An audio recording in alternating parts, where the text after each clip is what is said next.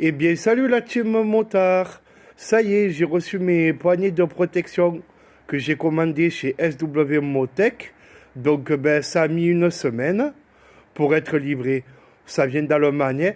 On va se faire un petit unboxing, c'est-à-dire un déballage. Et après, je vais vous montrer le résultat final, le montage sur la moto. Alors les amis, comme souvent quand on est seul à faire une vidéo, on ne peut pas se filmer forcément. J'aurais aimé vous faire une vidéo déballage, que quelqu'un me filme en train de faire le déballage et tout. Mais comme je suis seul, les amis, le motard jardinier, voilà, c'est... Le motard jardinier, c'est voilà. Donc ça la cool. Donc ils m'ont mis...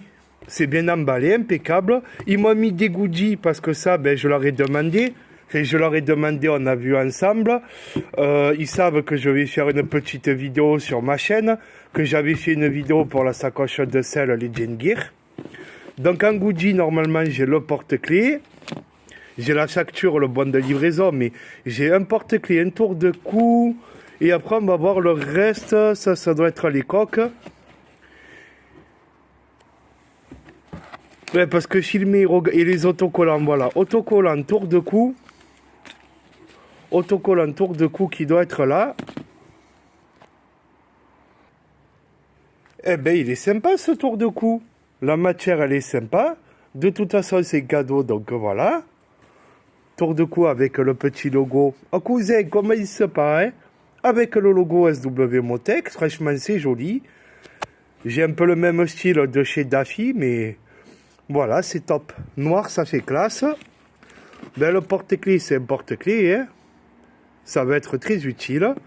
Donc, je vais faire le déballage. Je vais les monter.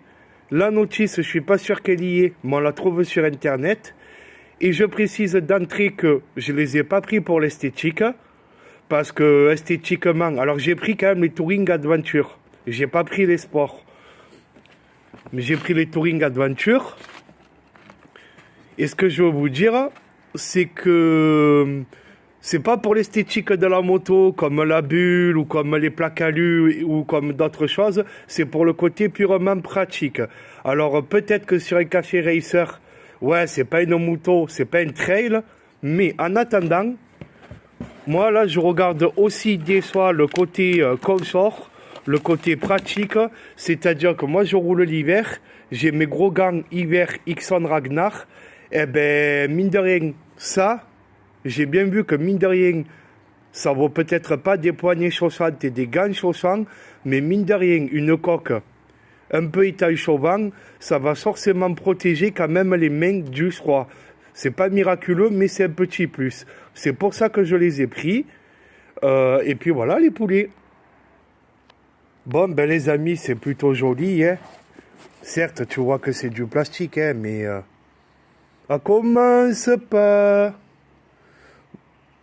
Si je te le montre à l'envers. Ouais, la notice, il faut la mâcher. C'est une notice. Là, il n'y a pas la notice. Il y a le QR code machin, mais ça, je le savais. Voilà, hein, donc pour une café racer, c'est peut-être pas... Mais voilà, si je peux gagner et être protégé du vent. Voilà, donc j'ai choisi cela. De toute façon, pour l'XSR 125, ah là, c'est top. Pour l'XSR 125, il n'y en a pas des tonnes. J'ai vu sur d'autres sites. J'ai vu qu'il y en avait sur d'autres sites. Franchement, les cartons, ils sont beaux, hein. Mais voilà, moi, j'ai préféré passer chez SW Motech parce que au moins, tu as un être humain au téléphone qui te répond en cas de... Mais qui te répond pour répondre à tes questions. Pour voilà. Il y a SW Motech France. Alexandra, fort sympathique. Donc, voilà. Et là, ici, il y aura les barres. Le capuchon A ou B. Ici, il y aura les mains que tu mets en bout de guidon, là, je sais plus ça a un nom, le poids pour les vibrations, je crois. Donc voilà, je vais me monter tout ça. Le déballage, bon, là, c'est pas la peine de vous... Si, d'un côté, c'est la peine de vous... Si, c'est la peine de vous... Parce que franchement, tu vois que c'est bien emballé. Mais pour des machins à 150 €, c'est, je dis relativement la moindre des choses. Mais ils ont pris du soin que ce soit pas trop cogné dans le transport, que ce soit un peu bloqué. un bon carton. Voilà. Donc bon, ça c'est en alu, je sais que c'est de bonne facture. Hop. Apparemment il y a aussi le QR code. Là je le sens déjà que c'est lourd. Il y a la visserie. Il y a les poignées. Pour information, c'est en un point de fixation en bout de guidon. Mais vous pouvez trouver un modèle ou deux, pas en France, pas trop en France. Je parle pour la XSR 125 et pas universel. Vous pourrez trouver un ou deux modèles qui se fixent en bout de guidon et qui se fixent aussi au niveau de vers les rétroviseurs, en deux points d'attache. Moi, j'ai pris un point d'attache parce que je me dis que ça suffit.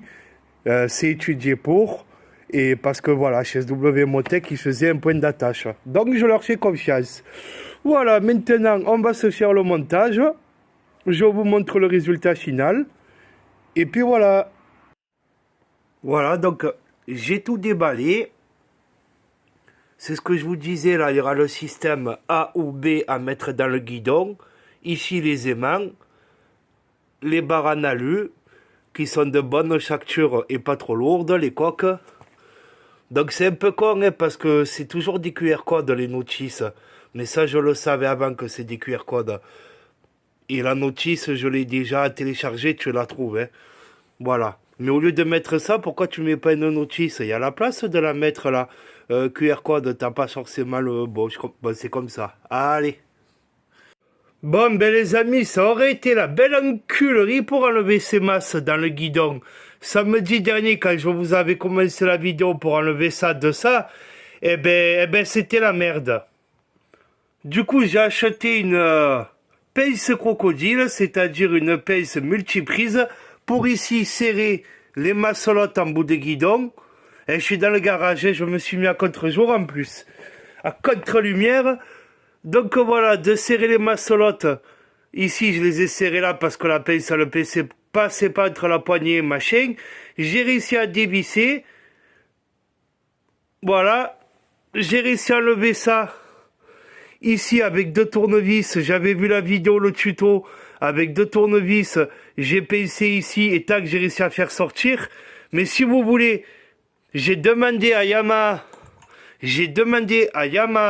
et à SW Motech, est-ce qu'il fallait enlever toute cette barre? Est-ce qu'il fallait enlever toute cette barre pour mettre les embouts de guidon? Et quelle était son utilité? Et là, ça faisait 5 jours que ça dure.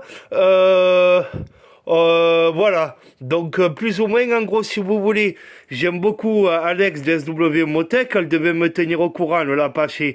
Mais en même temps, quand tu vends des accessoires spéciaux XSR 125, c'est bien beau de montrer le montage, la notice que vous avez vue, comment le monter dans le guidon, c'est bien beau. Mais, et encore, c'est pas compliqué. Mais aussi, après, c'est quand même bien de montrer ce qu'ils sont enlevés avant. Voilà, donc là, j'ai enlevé l'embout de guidon, je vais prendre deux petits tournevis plats, pincer ici, faire levier, et clac, tirer. Et après, je vais vous montrer les résultats avec mes poignets. Mais honnêtement, moi je suis bricoleur, hein, mais j'avais pas forcément de pince multiprise. Mais c'est vrai que j'étais pas très fan de l'enlever, ça. Donc j'ai demandé sur les réseaux, sur nos groupes Facebook et tout. Il y en a qui disent que c'est pour l'équilibrage, mais pour une 125, ça se sent pas. Et il y en a qui disent... ça atténue les vibrations. Mais quand j'ai demandé à mon concessionnaire et d'autres personnes, ils m'ont dit non, ça n'a pas d'influence pour les vibrations. Mais j'ai vérifié. Ah oui, c'est ça que je voulais vous montrer, les amis. J'ai vérifié parce que ce que j'avais demandé à SW Motech et à Yamaha, à mon concessionnaire, c'est ce qu'ils sont le laisser ou pas. Parce que j'avais bien vu dans la vidéo qu'il y avait ce bout-là. Et je m'étais dit, si tu dévisses, et si vous voulez, il va y avoir ça dans ça. Ça va rentrer dans le tube.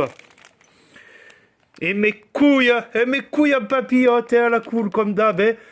Je pense à te faire une vidéo plutôt que de faire mes trucs pour moi.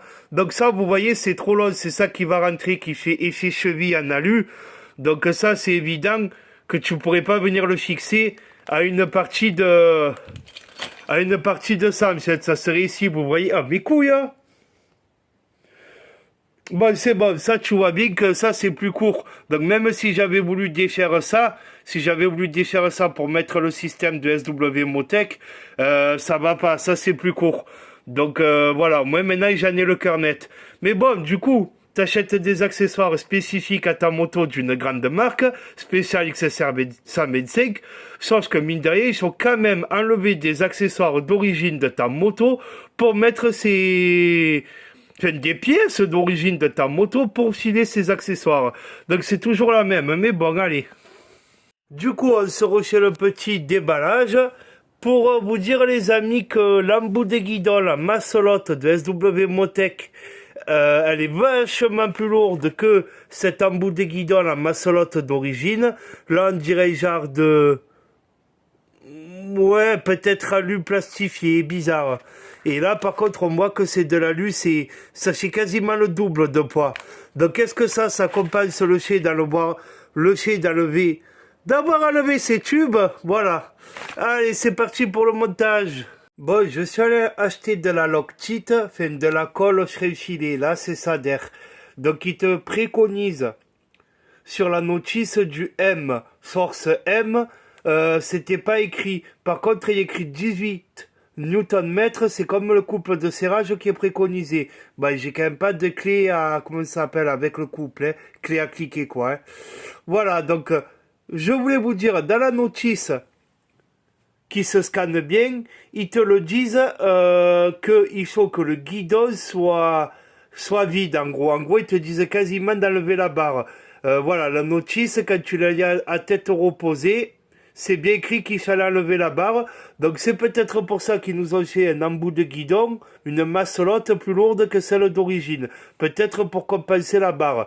Voilà, donc autant pour moi, c'est vrai, qu'en lisant la notice, tu te dis, il faut l'enlever. Voilà. Maintenant, je suis bon. On va pouvoir commencer réellement. Bon, et pour vous dire, comme c'est de la bleue, par définition, c'est du medium. Le rouge, c'est hard, c'est fixation short, presque inenlevable. Et il y en a un autre en dessous. Voilà, donc bleu, c'est medium. On est bon, c'est parti. Bon, ben les amis, voilà le résultat. Donc j'étais tout seul à le monter. Je l'ai centré, voilà. J'ai regardé la position des mains. Donc voilà, après la Loctite. Eh ben, donc il y a le mécanisme à serrer. Je vous le dis, dans la notice, ils te disent pas comment fixer les coques à la barre en chair. Ça y est pas. Mais parce que c'est simple. C'est simple à faire. Je vous donne une astuce. Ça paraît logique, mais il vaut mieux fixer les coques avant. Vous allez comprendre. Il vaut mieux fixer les coques avant sur la barre avant de mettre ta barre en bout de guidon. Sinon, tu vas être emmerdé pour fixer ta coque. Ça peut paraître logique, mais voilà. Je vous fais ce que je peux, je suis dans le garage, honnêtement, j'en ai marre. Hein. Vous voyez, il y a les deux vis là. Et là, c'est pareil, hein, ce sera pas du... Mais voilà, dans le garage avec la luminosité à gauche, voilà. Donc, il y a deux vis à mettre là et deux vis à là. Et là, il vous faut un tournevis cruciforme, mais étoile, parce que sinon, cruciforme normal, vous allez pisser dans un violon, vous allez niquer vos vis. Là, je suis dégoûté. Pour visser les petits vis, j'ai voulu un peu m'appuyer contre le carton d'emballage. Putain, ça fait une marque, là, sans déconner, ça promet. Là, ça se voit pas trop, la vidéo, mais ça fait une marque. Oh, je suis dégoûté. Le machin, il est déjà presque d'occasion alors qu'il est neuf. Mais voilà, c'est important d'avoir les bons outils. Tu as le bon tournevis, mais sauf qu'il te soit un tournevis étoile. Il te soit un tournevis étoile. Le cruciforme normal, il va te manquer les 4 petits machines de l'étoile, et ben voilà. Donc bah, il faut prévoir d'acheter la Loctite, d'avoir les bons outils, même pour, voilà. Donc sinon, ici, le mécanisme à la poignée, c'est pas ce qu'il y avait de base, hein. Le mécanisme à la poignée, ben, ça je voulais pas filmer, parce qu'à un moment donné, je voulais, je crois pas que je voulais filmer. Il y a, si, je voulais filmer dans le déballage. Je vous ai pas montré le montage, mais je voulais filmer dans le déballage. Donc, il faut quand même un peu tout presserrer avant, que la cheville en alu, qui en début de vidéo, elle commence à légèrement, mais légèrement prendre, sinon tu vas tourner dans le vide. C'est toujours la même histoire, c'est comme le démontage. Il faut que légèrement ça accroche, mais légèrement à l'intérieur de ton tube, pour serrer. Pour serrer, et voilà. Après, ils sont serrés à 18 Nm.